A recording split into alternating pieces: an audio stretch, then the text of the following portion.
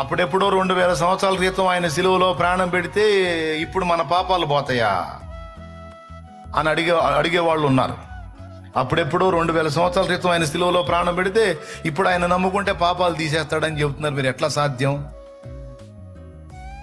అనంటే దానికి నా సమాధానం ఏంటంటే, బిడ్డని కాలేజీలోకి జాయిన్ చేసేటప్పుడు హాస్టల్ బిల్లు, క్యాంటీన్ బిల్లు వాడు చదివినంత కాలం ముందే కట్టేస్తే వాళ్ళు తీసుకుంటారా? తీసుకొని సంవత్సరం అంతా కూడా వాడు తిన్నంత వరకు, వాడు అనుభవించినంత వరకు వాడిని అడగరు. ఇది ముందే చెల్లించవచ్చా లేదా? వెల పెద్దగా చెప్పండి. కొంతమందికి ముగించిన తర్వాత చెల్లించవచ్చు, కొంతమందికి ముందే చెల్లించవచ్చు. యేసు ప్రభు శిలువలో జరిగించినటువంటి ఆ యజ్ఞం ఎలాంటిదంటే, అప్పటి వరకు ఉండి జీవితాన్ని